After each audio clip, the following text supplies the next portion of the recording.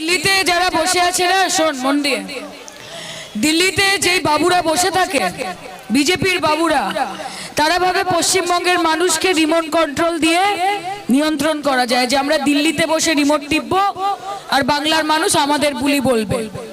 তাদের চোখে অনেক ময়লা জমেছে, তাদের কানে অনেক ময়লা জমেছে, তাই তারা বাংলার মানুষের আবেদন, তাই তারা বাংলার মানুষের চাহিদা, আমাদের কাকুতি মিনতি যে আমাদের টাকা দাও, আমাদের ন্যায্য টাকা দাও, 100 দিনের কাজের টাকা দাও, রাস্তার টাকা দাও, জলের টাকা দাও, আবাস যোজনার টাকা দাও, মিড ডে মিলের টাকা দাও, জিএসটির টাকা দাও।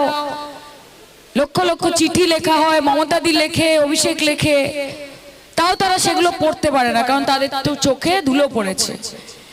আমাদের অনুরোধ তারা শুনতে পায় না, কারণ তাদের কানে ময়লা জমেছে। তাহলে সেই ময়লা পরিষ্কার করতে হলে এত হালকা করে বলতে হবে না, বলতে হবে জোরে। বলো জয় বাংলা, বলো বিজেপি হটাও, বিজেপি হটাও। বিজেপিকে হাটিয়ে 2024-এর এই লোকসভা নির্বাচনে বিজেপির ভাষণ দিয়ে তবে গঙ্গা স্নান করব, ঠিক করেছি, তাই তো? অনেক বড় বড় কথা অনেকে বলেছে। ভাঙড়ের মানুষকে শুধু এটা বলতে চাই, যেই বিধায়ককে নির্বাচিত করেছিলেন তাকে কতবার পাশে পেয়েছেন, কতবার পাশে পেয়েছেন আমি আপনাদের কাছে জানতে চাই। পাইনি তো? সেদিন একটা ভিডিও দেখছিলাম, ভাঙড়ের মানুষের ভিডিও, কেউ একজন করে আমায় পাঠিয়েছে যে দিদি এই দেখুন, সাধারণ মানুষ, আপনি জিজ্ঞেস করছিলেন যে দেখো দলের লোকেরা তো যাই বলুক না বলুক, সাধারণ মানুষ কি বলছে দেখুন আপনাদের বিধায়কের ব্যাপারে কি বলছে। সেখানে প্রত্যেকটি মানুষ বলছে যে 3 বছরে চোখের দেখা দেখিনি। তারা বলছে একটা উন্নয়নের কাজ হয়নি, শুধু হিংসা, শুধু গুন্ডামি, শুধু মাস্তানি, শুধু ভয় দেখানোর কথাবার্তা, শুধু মানুষের মধ্যে মানুষের বিভেদ ঘটানো, লড়িয়ে দেওয়া, এবং সব থেকে বড় কথা যেটা শওকত ভাই বললেন যে আজকে বিজেপির সঙ্গে সেটিং করে বিজেপির কাছ থেকে কেন্দ্রীয় বাহিনী নিয়ে নিজের সুরক্ষিত থাকার একটা প্রকল্প। কিন্তু মানুষ কোথায় যাবে? আজকে মানুষ বিপদে পড়লে এই নেতাদের কিন্তু দেখতে পাবেন না। বাংলার মানুষ এমনি বলে না যে লাভ ছাড়া ক্ষতি নেই, দিদি ছাড়া গতি নেই। তারা এই জন্য বলে কারণ শীত গ্রীষ্ম বর্ষা মমতা বন্দ্যোপাধ্যায়, তৃণমূল কংগ্রেস সাধারণ মানুষের ভরসা, সেই জন্য বলে। আজকে আপনাদের জন্য যদি কাউকে লড়াই করতে হয় না দাদা, এখানে সবাই দাঁড়িয়ে আছেন, মাথায় রাখবেন একজন নেত্রী যে কাউকে ভয় না পেয়ে, কোন রকমের সেটিং না করে, নিজের সুবিধা না দেখে, নিজের দরকার না দেখে আপনাদের জন্য লড়ে যাবে নিজের শেষ রক্তবিন্দু অবধি, তার নাম মমতা বন্দ্যোপাধ্যায়, তার নাম নওশাদ সিদ্দিকী নয়। আমাদের লড়াই বিজেপির সঙ্গে। এই যে আইএসএফ, সিপিএম, এদেরকে বলবো যে আগে আপনারা বিধানসভাতে আসুন, বিধানসভাতে এসে আগে বিরোধী দল হিসেবে আসুন। দিল্লি अभी बहुत दूर है, দিল্লি অনেক দূর। একটা সিট আপনাদেরকে যদি বাংলার মানুষ এতই পছন্দ করত, যদি আপনাদের উপর বাংলার মানুষের এতই আস্থা থাকতো, এতই ভরসা থাকতো, তাহলে আপনারা একটা সিট পেতেন না। এখন একটা পেয়েছেন, এখন জোট ফোট হয়ে গেছে, এবার একটা থেকে মাইনাসে যাবেন। এটা দেখার জন্য আমরা বসে আছি। তাই আগে বিধানসভাতে আসুন, আগে লড়াই করুন, সমানে সমানে লড়াই করুন, তারপর দিল্লি যাওয়ার কথা ভাববেন। আপনাদেরকে আমি বলতে চাই যে আজকে এই যে জনপ্লাবন, যে জনসমুদ্র ভাঙড়ের মানুষ দেখেছে, তার জন্য আমি অন্তরের অন্তঃস্থল থেকে শওকত ভাইয়ের কাছে কৃতজ্ঞ। এই দৃশ্য আজকে ভাঙড়ের মানুষ সত্যি বলছে যে সায়নী ঘোষ জিতছে, সায়নী ঘোষ জিতছে। এবং আজকে আমি মানুষের চোখে মুখে যেই স্বতঃস্ফূর্ত সমর্থন দেখতে পেয়েছি, আমি মনে করি সেই সমর্থন শুধু সায়নীদির জন্য নয়, সেটা মমতাদির জন্য, সেটা তৃণমূল কংগ্রেসের জন্য। আর আপনারা তৃণমূল কংগ্রেসের কর্মীরা হচ্ছে তাদের মনোবল, তাদের শক্তি। দু ধরনের কর্মী হয় জানেন, এক ধরন হয় লায়াবিলিটি, যারা সবসময় দলকে বিপাকে ফেলে, যারা দলকে সমস্যায় ফেলে, যাদেরকে নিয়ে দলকে জবাবদিহি করতে হয়, যারা পিঠে ছুরি মারে, যারা ব্ল্যাকমেল করে। আর আপনারা হচ্ছেন অ্যাসেট। আপনারা যখন দলে থাকেন তখন দলের দাম বাড়ে। তাই আপনাদের জন্য একটা জোরে হাততালি, নিজেরা দিন তো সবার আগে।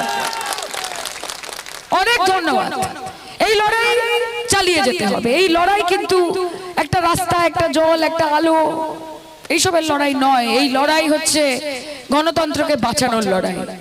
এই লড়াই হচ্ছে সংবিধানকে সুরক্ষিত রাখার লড়াই। ভাই আগের দিন তোমাদেরকে আমি বলেছিলাম যে আগামীতে তোমরা কি খাবে, তোমরা কি পড়বে, তোমরা কার সঙ্গে মেলামেশা করবে, তোমার বন্ধু কে হবে, তোমার প্রতিবেশী কে হবে। বিজেপিকে যদি জায়গা ছাড়ো, যদি আজকে সিপিএম কংগ্রেসকে এবং আইএসএফ কে ভোট দিয়ে ভোটটা নষ্ট করো, মাথায় রাখবে খাল কেটে কুমির নিয়ে আসছো। পশ্চিমবঙ্গের মানুষ নিজের কথা মতো চলে, নিজের মনের মতো চলে, রাজার মতো চলে। আমরা সবাই রাজা আমাদেরই রাজার রাজত্বে, তাই তো? মমতা দি আছে বলেই তো নিজে রাজার মতো বাঁচতে পারি প্রত্যেকে। যদি বিজেপিকে সুযোগ করে দাও আর তার সাথে যারা সেটিং করে ঘুরে বেড়াচ্ছে তাদের সমর্থনে নিজেদের ভোটটা দাও, তাহলে আগামীর ভবিষ্যৎ কিন্তু অত্যন্ত দুশ্চিন্তাপূর্ণ হতে চলেছে। কখনো এনআরসি করে দিচ্ছে, কখনো সিএ করে দিচ্ছে। আগের দিন দেখছি বিজেপির ক্যান্ডিডেট ভাঙড়ে ঘুরে বেড়াচ্ছেন এবং ভালো আছেন তো, আমাকে ভোট দেবেন তো, পাশে থাকবেন তো, নরেন্দ্র মোদী অনেক কিছু করেছে তো, এইসব বলছে। আরে তোমরা এত বড় বড় কি কথা বলছো? তোমরা বাংলা বিদ্বেষী, তোমরা বাঙালি বিদ্বেষী, তোমরা মুসলমান বিদ্বেষী, তোমরা বলো মুসলমান মুক্ত ভারত। আর এখন যখন ভোট এসেছে তখন হাত জোর জোর করে করে যাচ্ছেন আর বলছেন নরেন্দ্র মোদীকে ভোটটা দেবেন। লজ্জা লাগে না? লজ্জা লাগে না? তাই আপনাদেরকে বলতে চাই, একদম এদের ভাওতা, এদের জুমলা, কখনো এগুলোকে মনে নেবেন না। अरे चाय पे शुरू हुई थी सरकार, गाय पे अटक गए, विकास के पापा रास्ते में भटक गए। कि चाय पे शुरू हुई थी सरकार, गाय पे अटक गए, विकास के पापा रास्ते में भटक गए। बेटियां दगा खा रही है, बेटे धोखा खा रहे हैं, मजदूर गोली खा रहा है, किसान जहर खा रहा है। कौन कहता है नरेंद्र मोदी के राज में भारत हमारा भूखा मर रहा है? सब तो खा रहे हैं ना कुछ ना कुछ।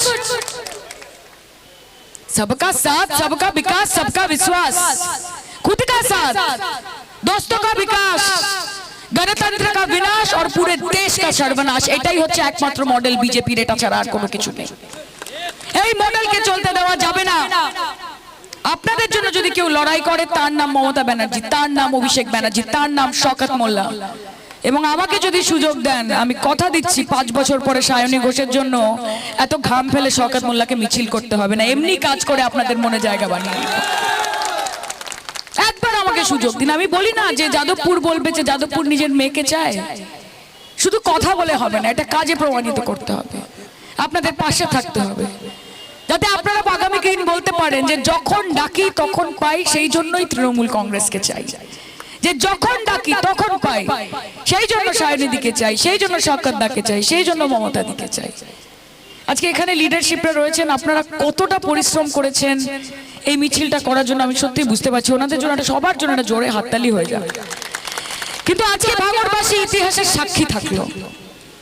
যারা দূর থেকে বসে বসে বলছে না যে ভাঙড়ে খেলা হবে, আইএসএফ বলছে ভাঙড়ে খেলা ঘুরিয়ে দেব, বিজেপি বলছে এবার তো আমরা নাকি ভাঙড়ে, আর সিপিএম আর কিছু বলছে না, ঘুমিয়ে পড়েছে।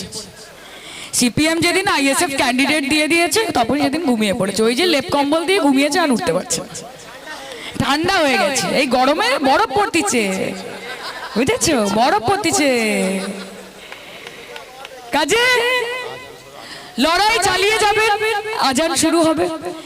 ঈদের খুব সুন্দর সময় আপনারা প্রত্যেকে কাটিয়েছেন, আমি আশা করছি পাশে থাকবেন। আমি কথা দিচ্ছি, সায়নীদি কোনোদিন কোনো রকমের অভিযোগের সুযোগ দেবেন আপনাদেরকে। আপনারা খুব গর্ববোধ করবেন। আমি যখন পার্লামেন্টে কথা বলবো আপনি বলবেন আমাদের বাড়ির মেয়ে কথা বলছে। আমি কথা দিচ্ছি, ভালো থাকবেন। আল্লাহ ঈশ্বর, যে যার নিজের ঈশ্বর, নিজের ঠাকুর মনে রেখে ভালোবেসে ভক্তি ভরে কিন্তু ভোট তাকেই দেবেন যে আপনার পাশে থেকে, যেটা আমাদের নৈতিক দায়িত্ব, যাতে পরের দিন সকালে উঠে আয়নায় নিজের মুখটা দেখতে পারেন।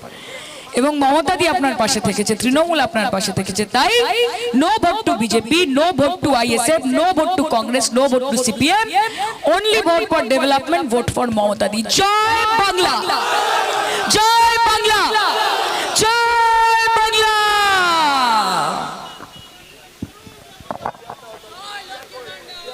আচ্ছা, ধন্যবাদ সায়নীদিকে, অনেকক্ষণ বক্তব্য রেখেছেন।